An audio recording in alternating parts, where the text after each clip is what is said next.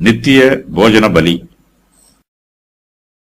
பின்னும் கர்த்தர் மோசேயை நோக்கி, ஆரோன் அபிஷேகம் பண்ணப்படும் நாளில் அவனும் அவன் குமாரரும் கர்த்தருக்கு செலுத்த வேண்டிய படைப்பு என்னவென்றால், ஒரு எப்பா அளவான மெல்லிய மாவிலே 10 காலையில் பாதியும் மாலையில் பாதியும் நித்திய போஜன பலியாக செலுத்த கடவர்கள். அது சட்டியிலே எண்ணெய் விட்டு பாகம் பண்ணப்பட கடவது. பாகம் பண்ணப்பட்ட பின்பு அதை கொண்டு வந்து போஜன பலியாக பாகம் பண்ணப்பட்ட துண்டுகளை கர்த்தருக்கு சுகந்த வாசனையாக படைக்க கடவாய்.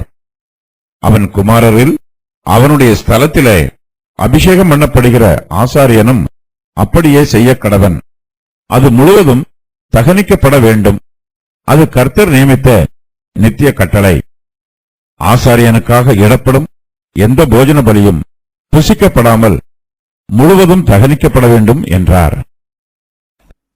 இஸ்ரவேல் புத்திரர் கர்த்தருடைய சந்நிதியில் போஜன பலியை படைப்பது போல ஆசாரியர்களும் நித்திய போஜன பலியை படைக்க வேண்டும்.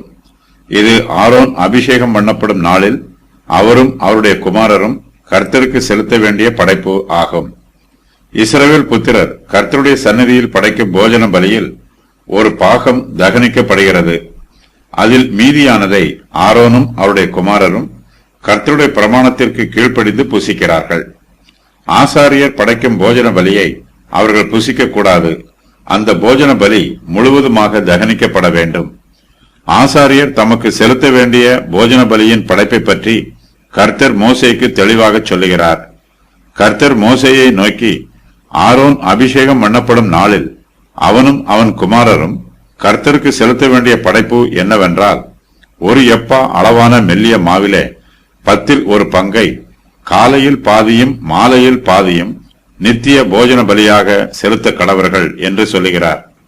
நித்திய போஜன பலி சட்டியிலே எண்ணெய் விட்டு பாகம் பண்ணப்பட வேண்டும்.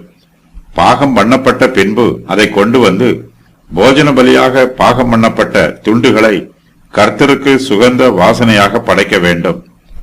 ஆரோனுடைய குமாரரில் அவருடைய ஸ்தலத்தில் அபிஷேகம் பண்ணப்படுகிற ஆசாரியனும் அப்படியே செய்ய வேண்டும். அது முழுவதும் தகனிக்கப்பட வேண்டும். அது கர்த்தர் நியமித்த நித்திய கட்டளை. ஆசாரியனுக்காக இடப்படும் எந்த போஜன பலியும் புசிக்கப்படாமல் முழுவதும் தகனிக்கப்பட வேண்டும் என்று கர்த்தர் சொல்லுகிறார்.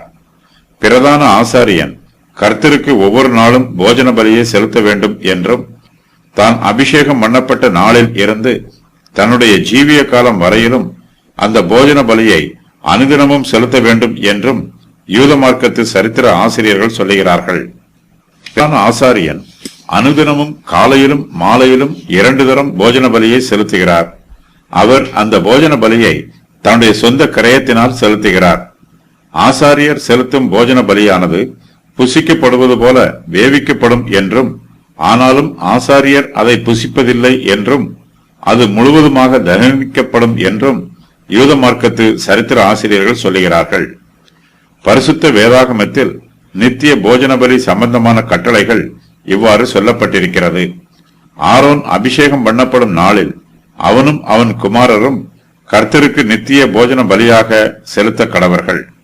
ஒரு எப்பா அளவான மெல்லிய மாவிலே 10 காலையில் பாதியும் மாலையில் பாதியும் நித்திய போஜன பலியாக செலுத்த கடவர்கள்.